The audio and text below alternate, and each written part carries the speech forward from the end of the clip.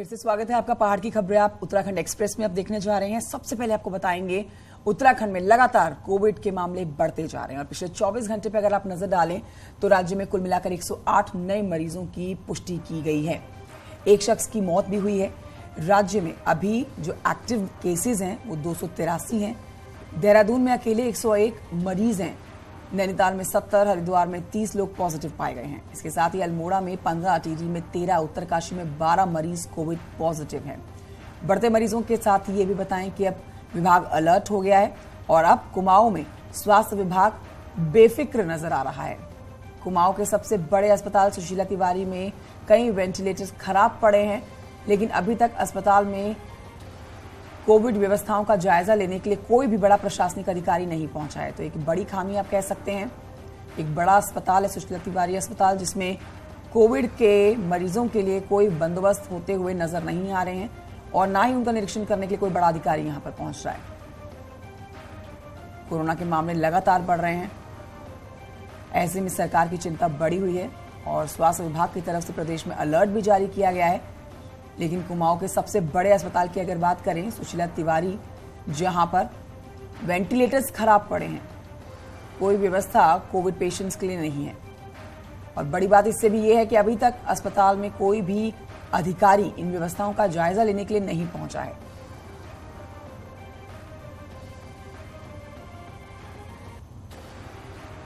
तो इस समय राज्य में एक्टिव केसेस 283 है। हर दिन कोविड के मामले बढ़ रहे हैं, जिससे सरकार की चिंता भी बढ़ी हुई है। लोगों के लिए गाइडलाइंस भी जारी की गई है। सोशल डिस्टेंसिंग और मास्क पहनना अनिवार्य किया गया है। लेकिन एक तरफ आप जहां लोगों को देखते हैं, ना मास्क पहना जा रहा है, ना सोशल डिस्टेंसिंग का पालन किया जा रहा है, तो वहीं दूसरी तरफ सुशीला तिवारी जो कि बड़ा अस्पताल है कुमाऊं का, वहां पर अभी तक कोविड पेशेंट के लिए कोई व्यवस्था नहीं की गई है। ना कोई बड़ा अधिकारी यहां पर पहुंच रहा है। आगे अगर स्थिति बिगड़ती है, परिस्थितियां खराब होती हैं, तो ऐसी स्थिति से निपटने के लिए अस्पताल में क्या इंतजाम किए गए, इसका जायजा लेने के लिए भी कोई बड़ा अधिकारी फिलहाल यहां पहुंचता हुआ नजर नहीं आ रहा है। हल्द्वानी से हमारे सहयोगी शैलेंद्र नेगी जुड़ गए हैं और जानकारी के साथ लाइव इस समय सीधे रुख करेंगे शैलेंद्र की तरफ। शैलेंद्र, हर दिन डराने वाले आंकड़े नजर आ रहे हैं और ऐसा भी कहा गया है कि मई में हम एक बार फिर से कोविड का एक भयावह रूप देखने जा रहे हैं। उत्तराखंड में लगातार केसेस बढ़ रहे हैं। दो चीजें हैं, एक तो ये कि किस तरह से सरकार लोगों से सोशल डिस्टेंसिंग और मास्क पहनने का पालन करवाएगी। दूसरा, सुशीला तिवारी जो कि इतना बड़ा अस्पताल है, वहां पर वेंटिलेटर्स खराब हैं, कोई व्यवस्था नहीं की जा रही है कोविड पेशेंट्स के लिए।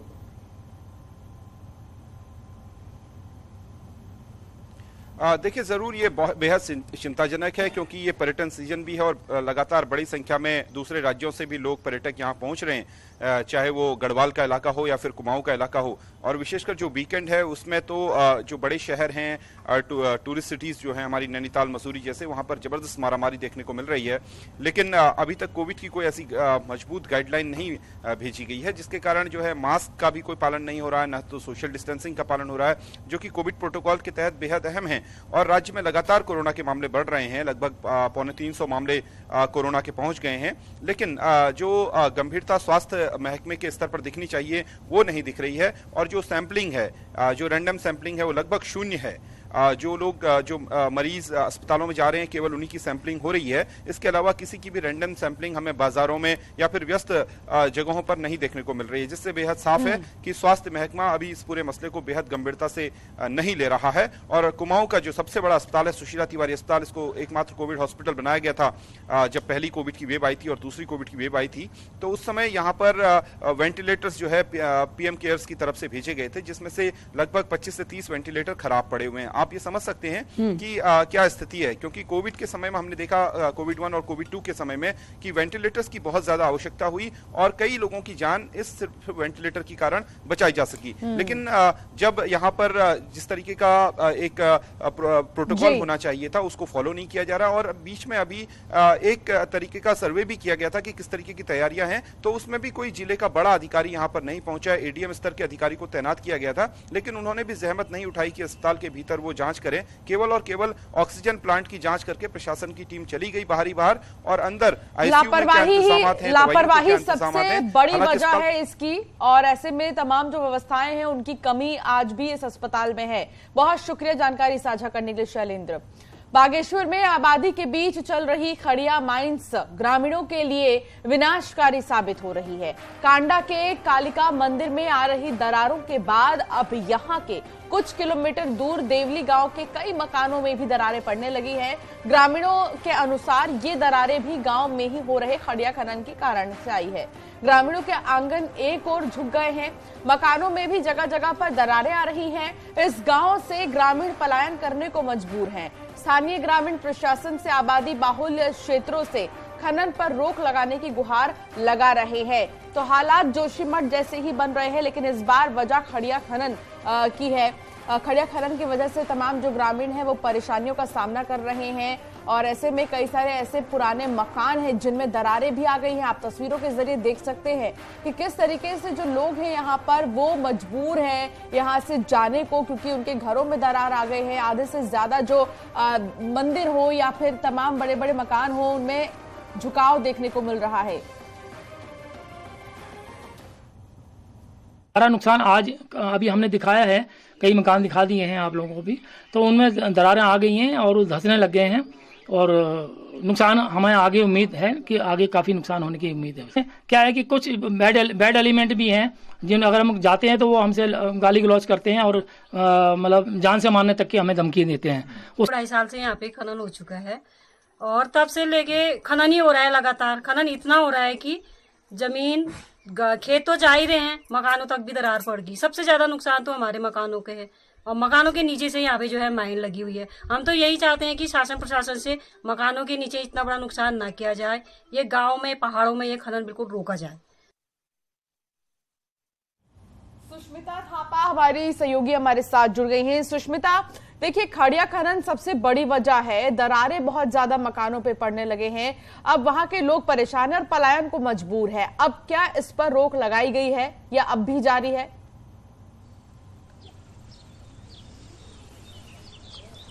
जी, बात करें बागेश्वर की, बागेश्वर में अभी वर्तमान में 136 मायने स्वीकृत हैं, जिनमें से अभी 56 मायने चल रही है। तो जो जितने भी मायने हैं वो सभी रिहायशी इलाकों के पास ही चल रही है, जिससे वहाँ के आम जनता को कई तरह के समस्या का सामना करना पड़ रहा है, और कहीं ना कहीं ये कारण भी बनता जा रहा है लोगों के पलायन का, और लोग परेशान हैं। लेकिन इसके बावजूद भी लोग लगातार शिकायत करने के बाद भी प्रशासन इसकी ओर कुछ भी ध्यान नहीं दे रहा है। बिल्कुल सुष्मिता, लेकिन क्या अभी जितने भी वहां के ग्रामीण हैं, वहां के लोग हैं, उन्होंने शिकायत दी है? और अगर शिकायत दी तो शिकायत किस तरीके से दी? उन्होंने कोई आश्वासन भी उन्हें दिया गया? जी, जो जनता है, अलग अलग गांव की कई तरह की ऐसी घटनाएं हैं जिसमें लोग लगातार इसमें जनता दरबार के माध्यम से, प्रशासन के माध्यम से, शासन के माध्यम, जनप्रतिनिधियों के माध्यम से अपनी शिकायत पत्र उन्हें दे रहे हैं, उनसे मिल रहे हैं और अपनी शिकायत से उनको अवगत करा रहे हैं। लेकिन उसके बावजूद भी उनको आश्वासन के सिवाय कुछ नहीं मिल रहा है, जिसके बाद ग्रामीण परेशान है और लगातार अपनी जो भी सेफ्टी है उसके लिए गुहार लगा रहे हैं। बिल्कुल, हम उम्मीद करते हैं परेशानी बहुत जल्द खत्म हो जाए। बहुत शुक्रिया सुष्मिता जानकारी साझा करने के लिए। और आगे बढ़ते हैं, रुद्रपुर की बात करते हैं, जहां के ठोटेपुरा गांव में रहने वाले गुरमीत सिंह उस समय हैरान रह गए जब गेहूं कटाई के समय उनको अपने खेत में गुलदार के जन्मे शावक दिखे। आसपास में उनकी मां तो नहीं थी, शावक वहां पर अकेले थे। आसपास के लोगों ने वन विभाग की टीम को इसकी जानकारी दी, और जिसके बाद वन विभाग की टीम वहां पहुंची और शावकों को ले गई।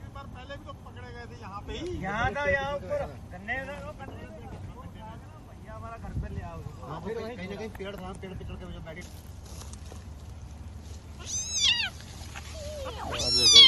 यार पाएंगे पंजा यार।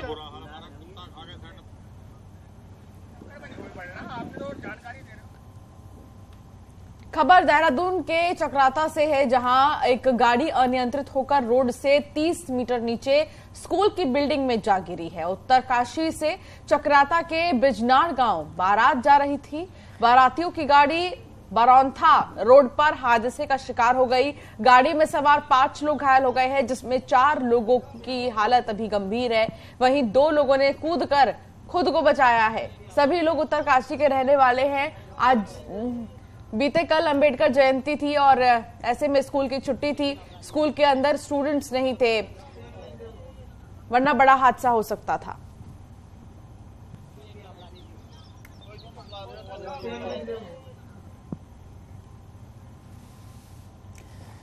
बागेश्वर से खबर, जहां के कपकोट में हुई नेशनल पैराग्लाइडिंग क्यूरेसी टूर्नामेंट में एक बड़ा हादसा हो गया है। यहां पर लैंडिंग के दौरान एक पैराग्लाइडर अचानक से नीचे गिर गया, अचेत हो गया और गिरते ही वीडियो भी देखिए बनाया गया, जो कि सोशल मीडिया पर डलते ही वायरल है, जिसमें साफ आप देख सकते हैं पैराग्लाइडर लैंडिंग करने के लिए आ रहा है नीचे, लेकिन लैंडिंग से ठीक पहले उसका बैलेंस बिगड़ जाता है, धड़ाम से नीचे आकर जमीन पर गिरता है। हादसे का शिकार शख्स भीमताल का रहने वाला बताया जा रहा है, जिसका नाम भुवन आर्य है। अस्पताल में भर्ती कराया गया है।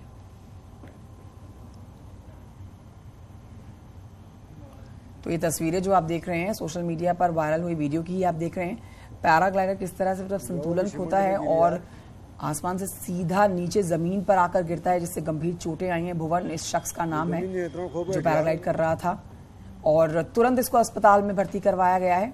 गंभीर चोटें आई हैं इसको। धड़ाम से फर्श पर गिरने का जो ये वीडियो किसी ने बनाया, सोशल मीडिया पर जाते ही ये वीडियो वायरल हो गया। जोर से गिरी है यार, से गिरी और सीधे हवा में।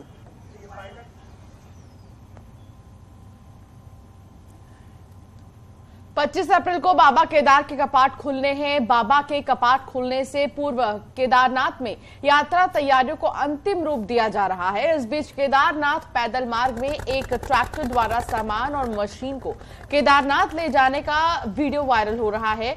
खड़ी चढ़ाई वाले केदारनाथ रास्ते में अपनी जान जोखिम में डालकर ट्रैक्टर चालक निर्भीक होकर इस काम में लगा हुआ है। बताया जा रहा है कि इस चालक का नाम विरमल शाही है, जो कि नेपाल का निवासी है और साल 2013 की आपदा के बाद से ही केदारनाथ में काम कर रहा है।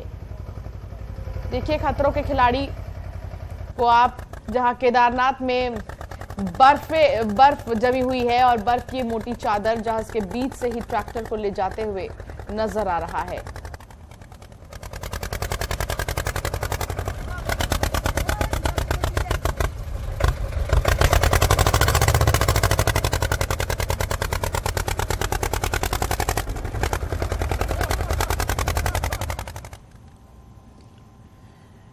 और आइए आगे बढ़ते हैं, आपको बताएं कांग्रेस में मचे अंदरूनी कलह के बाद पूर्व सांसद पीएल पुनिया पर्यवेक्षक बनाए गए हैं। आज पीएल पुनिया उत्तराखंड पहुंचेंगे और कांग्रेस के वरिष्ठ नेताओं के साथ उनकी मुलाकात की जानी है। इसके साथ आपको ये भी जानकारी देंगे, कांग्रेस विधायकों, जिलाध्यक्षों से भी बात होनी है उनकी। प्रदेश कांग्रेस में गुटबाजी की बाद अब हाईकमान ने पर्यवेक्षक उनको बना दिया है और अब पहुंचेंगे उत्तराखंड में। बड़ी बैठक होने जा रही है, मीटिंग उनकी बड़ी अधिकारियों से होने जा रही है। ये भी जानकारी आपको देगी कांग्रेस के पूर्व प्रदेश अध्यक्ष प्रीतम सिंह और विधायक तिलकराज बेहड़ ने पार्टी के खिलाफ बयान दिए थे और तिलकराज बेहड़ ने बेतुका बयान दिया। बाकायदा सीएम धामी से मुलाकात भी की गई।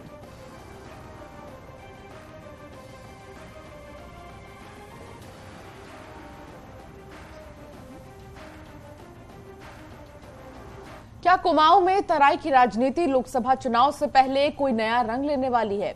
क्या यहां कोई बड़ा राजनीतिक उलटफेर होने वाला है? आखिर ये सवाल क्यों उठ रहे हैं, देखिए रिपोर्ट।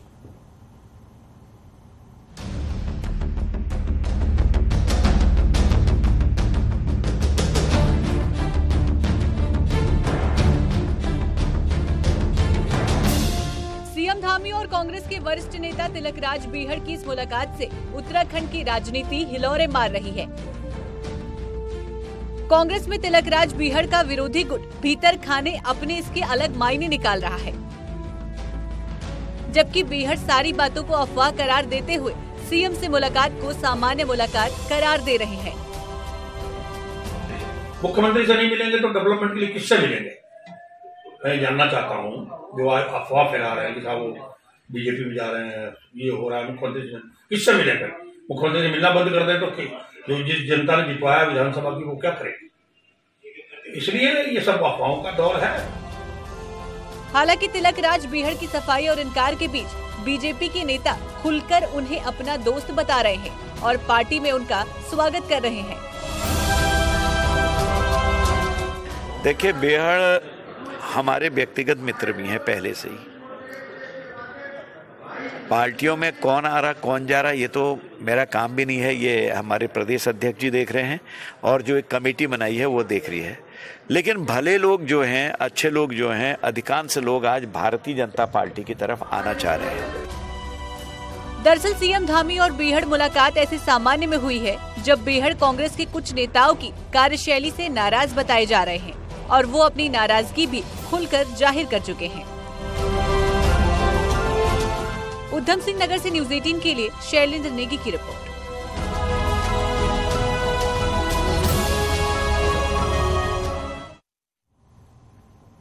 मुख्यमंत्री पुष्कर सिंह धामी ने देश के पहले सीडीएस दिवंगत बिपिन रावत की मूर्ति का अनावरण किया है।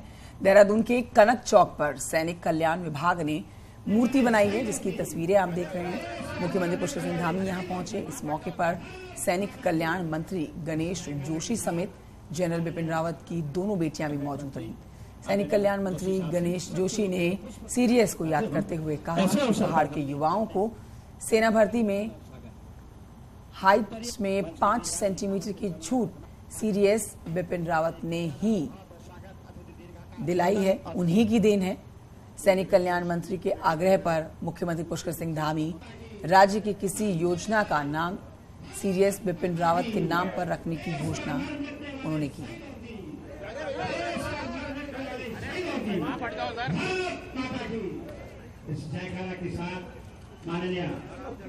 कैबिनेट मंत्री आदरणीय जोशी साहब से सबके रूप में भारतीय सेना के गौरव थे, उत्तराखंड की माटी के लाल थे और उनकी प्रतिमा उनके नाम से यहाँ पर होना कहीं न कहीं आने वाले समय में हमारी नई पीढ़ी को, हमारे जवानों को, नौजवानों को, हमारे कर्णधारों को हमेशा उनका स्मरण कराएगी कि इस माटी के लाल ने देश के लिए कितने साहस और पराक्रम हमेशा दिया। और आज हम उनके नाम पर एक पार्क का लोकार्पण और मूर्ति का अनावरण माननीय मुख्यमंत्री जी के करकमलों द्वारा यहाँ पर हुआ है, ताकि हमारी आने वाली पीढ़ी उससे प्रेरणा ले सके। उत्तराखंड एक सैन्य बहुल प्रदेश है। यहाँ का नौजवान चाहे अफसर के रूप में हो, चाहे सैनिक के रूप में हो, सेना में जाना चाहता है, तो जब यहाँ पर आएंगे जनरल साहब को नमन करेंगे, उनको प्रेरणा मिलेगी। राज्य में करीब 5 साल बाद एक बार फिर से सरकार ग्लोबल इन्वेस्टर समिट कराने जा रही है और ये समिट अक्टूबर या नवंबर में कराने का प्लान है, जिसका उद्घाटन प्रधानमंत्री नरेंद्र मोदी करेंगे। इन्वेस्टर समिट में इन्वेस्टर्स को लुभाने के लिए खुद मुख्यमंत्री और उनके कैबिनेट सहयोगी देश के विभिन्न राज्यों समेत विदेश में दुबई, सिंगापुर और यूरोप में रोड शो करेंगे। इससे पहले राज्य सरकार अक्टूबर 2018 में भी इन्वेस्टर समिट करा चुकी है। तो ग्लोबल इन्वेस्टर समिट का आयोजन होगा और इसमें रोड शोज भी किए जाएंगे। इन्वेस्टर समिट हम लोग कराएंगे और उसमें अक्टूबर या नवंबर टेंटेटिवली डिसाइड हुआ है। ये डिपेंड करेगा कि माननीय प्रधानमंत्री जी आएंगे उसमें, तो उनकी सुविधानुसार उसकी तिथि निर्धारित की जाएगी। और 3 दिवसीय इन्वेस्टर समिट हम लोग प्लान कर रहे हैं और उसमें जो शुरुआती दिन है उसमें माननीय प्रधानमंत्री जी को इन्वाइट करेंगे। उधर हरिद्वार के लक्सर क्षेत्र के बीरीटीप गांव में प्रेमी युगल के फरार होने के बाद गांव में तनाव बना हुआ है। पूरा मामला जो है यह उजागर होने के बाद अब कई तरह के इसके ऊपर मामले और जुड़ते हुए नजर आ रहा है। मामला अलग अलग समुदाय से जुड़ा होने के कारण गांव में पुलिस बल की तैनाती भी बढ़ा दी गई है। हिंदुवादी संगठनों ने दूसरे समुदाय के युवक पर युवती को बहला फुसला कर ले जाने का आरोप लगाया। इस मामले की संवेदनशीलता को देखते हुए प्रशासन के अधिकारी भी मौके पर मौजूद हैं। पुलिस इस मामले में केस दर्ज कर चुकी है। युवक युवती की बरामदगी के लिए पुलिस टीमें रवाना कर दी गई हैं।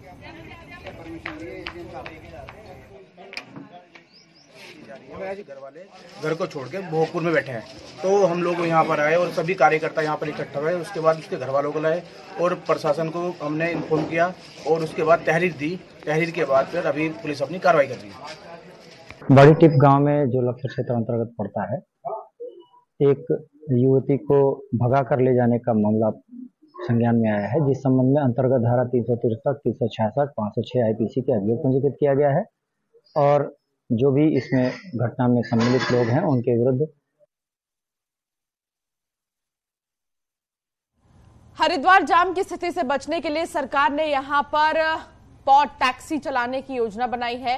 प्रोजेक्ट की डीपीआर तैयार हो चुकी है और पॉड टैक्सी के रूट का ब्लूप्रिंट भी सामने आ चुका है, लेकिन पॉड टैक्सी के रूट को लेकर स्थानीय व्यापारियों में नाराजगी है। वो इसे धर्मनगरी में व्यापारियों के लिए खतरा बता रहे हैं। हालांकि जिला प्रशासन लगातार स्थानीय व्यापारियों और लोगों को आश्वस्त कर रहा है कि सभी स्टेक होल्डर को विश्वास में लेकर ही काम आगे बढ़ेगा। हमारा व्यापार प्रभावित हो रहा है, हमारा रोजगार प्रभावित हो रहा है। बड़ी बड़ी पेशवाइयां यहाँ निकलती हैं, वो प्रभावित हो रही हैं। बड़े बड़े वो कुंभ मेले यहाँ लगते हैं, वो प्रभावित हो जाएंगे। हमारी यही डिमांड है शासन से भी, प्रशासन से भी, यहाँ जिलाधिकारी महोदय से भी। क्या क्या रूट है, व्यापारियों की जो समस्याएं हैं उसको बहुत गंभीरता से लिया जाएगा। और अभी प्रोजेक्ट शुरू नहीं हुआ है तो उन्हें व्यर्थ में परेशान होने की जरूरत नहीं है। उनकी जो भावनाएं थी, उनकी जो आपत्तियां थी, प्रशासन के संज्ञान में आ गई हैं। एक छोटे से ब्रेक लिया रुकना होगा, जल्द लौटेंगे हेडलाइंस के साथ। बने रहिए न्यूज़ 18 के साथ।